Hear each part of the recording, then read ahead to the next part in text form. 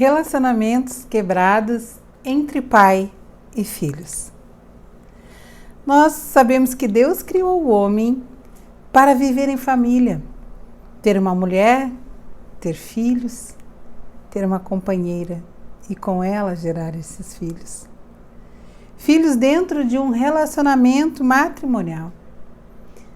Em 1 Pedro, no capítulo 3, nós vemos uma recomendação da palavra de Deus que diz: vós, maridos, contentai-vos com a vida comum do lar.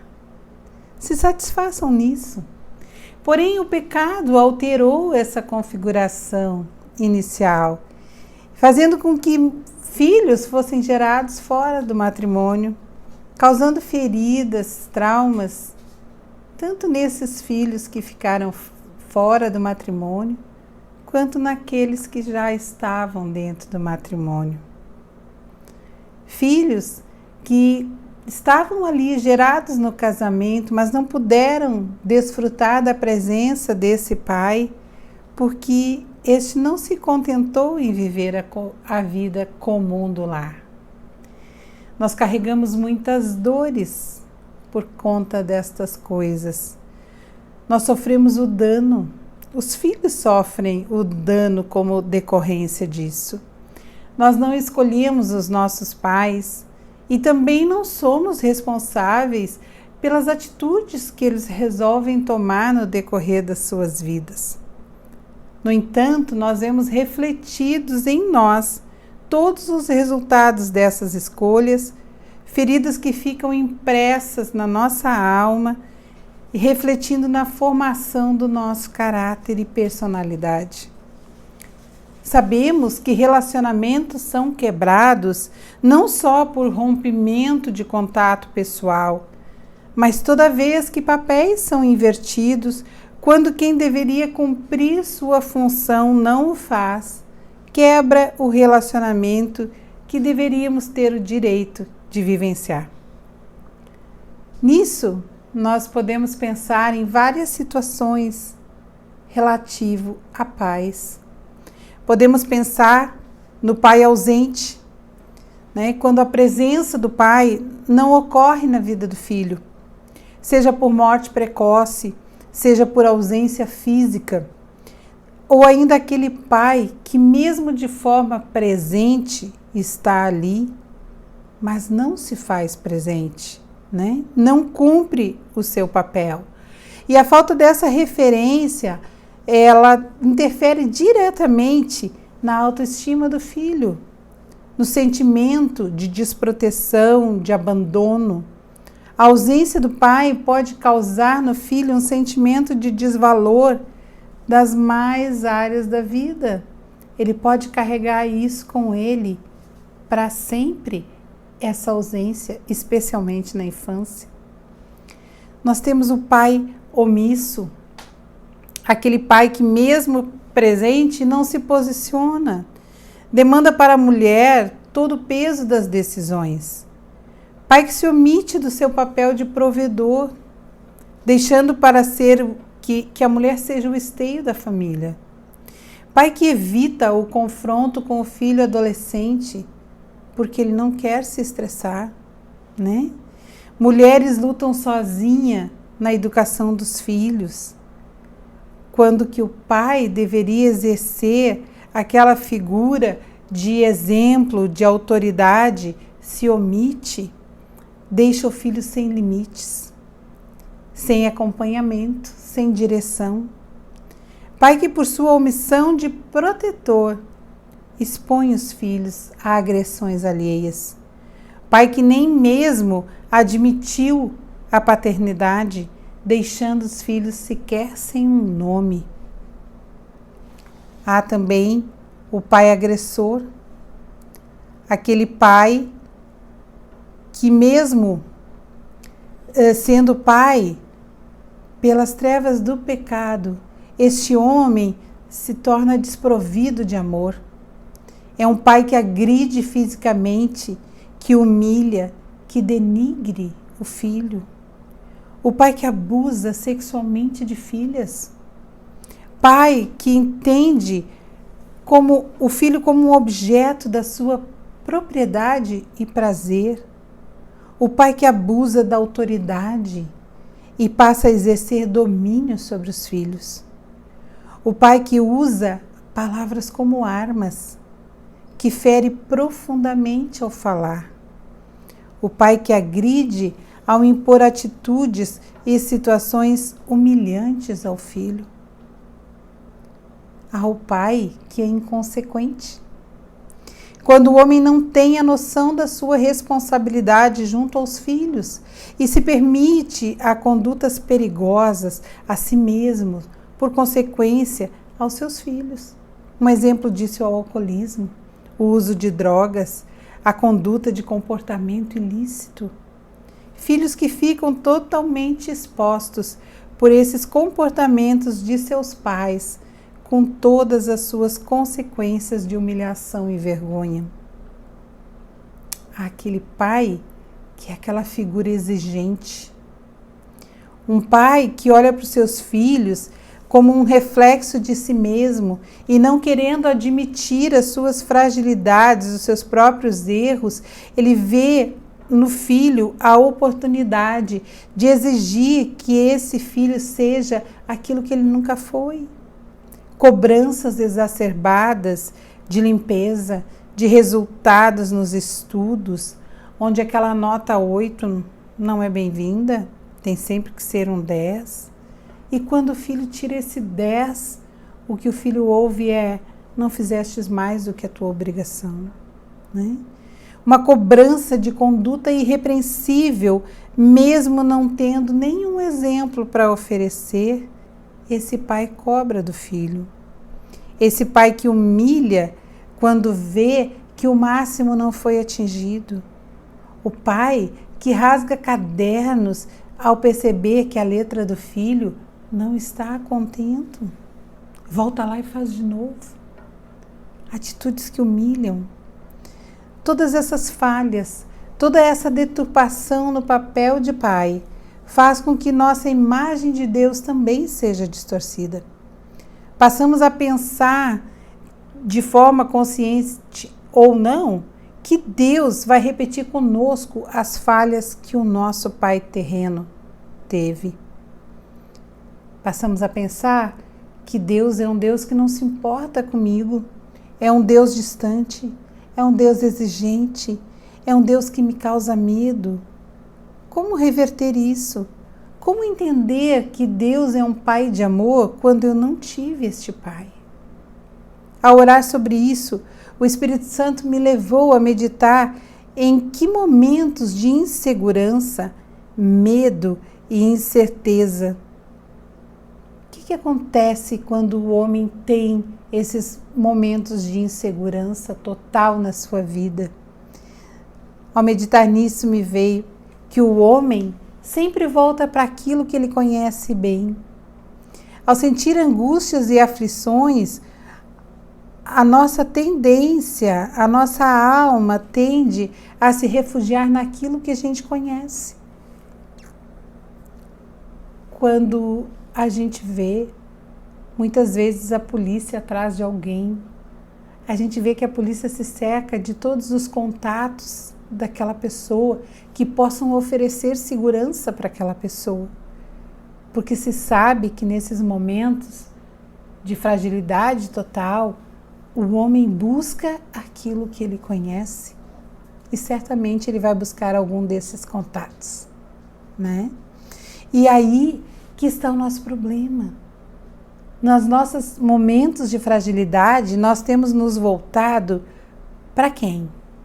Para aquilo que nós conhecemos. Ao sentir angústias e aflição, a nossa alma tende a se refugiar naquilo que eu conheço. E aí que está o nosso problema. Conhecemos muito bem a nossa dor, conhecemos muito bem os nossos agressores, conhecemos muito bem as falhas e as negligências a que nós fomos expostos. Conhecemos muito bem esse pai que deveria ser o nosso protetor e não foi. Conhecemos muito bem todas as suas fragilidades e erros, mas conhecemos tão pouco do nosso Deus Pai e Criador.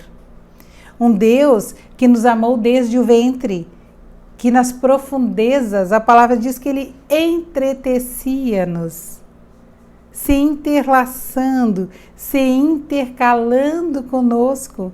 Fomos formados em intercalação com Deus, um Deus que não só nos formou, como se entrelaçou conosco. Um Deus que me conhece. No Salmo 139, um salmo lindo. Um Deus que sabe o que eu penso antes mesmo de eu abrir a minha boca. Ele já sabe o que eu vou dizer. Um Deus que anda comigo o dia todo, que vai se deitar comigo e que comigo se levanta. Um Deus que cuida do meu caminho e que me protege na palma da sua mão. Um Pai por excelência. Este é o nosso Deus, um Deus provedor. Em Mateus 7, no capítulo 11, no capítulo 7, no verso 11, diz assim: se vós, pois, sendo maus, sabeis dar boas dádivas aos vossos filhos, quanto mais vosso Pai que está nos céus dará bem aos que lhe pedirem? Um Deus forte, um Deus todo-poderoso, um Deus maravilhoso, um Deus da provisão, um Deus da paz, um Deus presente, um Deus que cura, um Deus da justiça, o Deus único, sem igual. Conhecer a esse Deus de forma íntima e pessoal, saber mais de Deus do que o que eu conheço do meu Pai terreno, saber mais da sua presença do que a ausência do meu Pai aqui da terra. Conhecer a esse Deus dessa forma íntima e pessoal é o que vai fazer a diferença. Saber mais do amor de Deus do que a indiferença daquele que devia ter me amado e não me amou como Pai. Conhecer a Deus como aquele que me escolheu para ser o seu filho, herdeiro e co-herdeiro em Cristo Jesus, o Pai presente, o Pai que prometeu estar comigo por todos os meus dias, até a consumação dos séculos. Conhecer a Deus e correr para Ele como um filho que confia na segurança dos braços do Pai. Correr para viver o que Jesus, através dele, recebemos por direito, viver uma paternidade de amor. E ao vivermos esse amor de filhos amados por Deus, por Ele perdoados e adotados, possamos entender as fragilidades e falhas daquele que não cumpriu o seu papel conosco, aquele papel de Pai terreno. Entendemos que assim como nós fomos perdoados, nós devemos perdoar. Assim como fomos curados em amor, devemos oferecer o bálsamo, a cura do perdão. Essas feridas paternas, elas costumam perdurar na nossa alma, até que efetivamente nós entendamos o amor de Deus por nós. E ao entendermos este amor e nós aceitarmos a condição de filhos deste Deus totalmente provedor, aí nós vamos poder entender todo esse processo humano que foi tão falho conosco, que foi ausente, que foi agressivo, que foi abusador, que foi totalmente desprovido de amor. Quando nós tivermos esse conhecimento de Deus e entendermos essa nossa condição de filhos amados deste Deus, nós vamos entender tudo o que ocorreu aqui com este Pai terreno, tão falho, tão pecador, tão perdido, que não conseguiu entender nem a si mesmo, que dirá ao filho que gerou. E nós vamos entender que neste processo todo, nós fomos recebidos por Deus como filhos através de Jesus Cristo, através da morte e da ressurreição de Jesus Cristo, que perdoou os nossos pecados. Então nós fomos admitidos como filhos de Deus através do processo de perdão.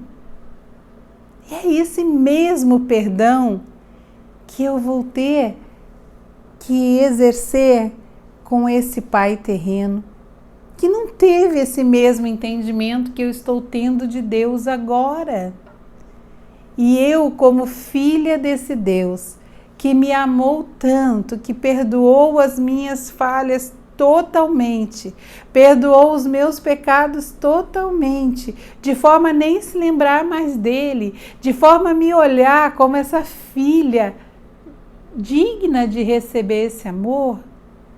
Quando eu entender isso, eu vou ser capaz de perdoar esse homem que foi tão negligente comigo, que me causou tanto prejuízo, mas que já não vai mais me causar dor. Depois que eu entender esse processo de amor de Deus comigo e eu exercer essa força do perdão com este homem que me causou tanto dano, mas que já não vai mais me causar dor. Que o Senhor faça trazer essa reflexão sobre a sua mente, sobre a sua alma ferida de tantos anos, de tanto peso trazido por um pai negligente, mas que você possa entender o processo desse amor de Deus sobre a sua vida, que recebeu você como filho, que te trouxe para esses braços de amor, de perdão, de paz, de segurança, de provisão. Esse Deus tão lindo que te recebeu como filha, como filho. Faça com que tu perdoe este pai que te causou tanto dano. Que o Senhor restaure esse relacionamento, porque a partir daí você vai ter uma nova vida com Deus e você vai entender que todos os processos do Senhor envolve perdão, envolve liberação de perdão, envolve pedido de perdão, todos os caminhos do Senhor. E quando nós entendemos isso, nós vamos desfrutar da sua presença, desfrutar de tudo que Ele proveu para nós. Que o Senhor te abençoe, em nome de Jesus.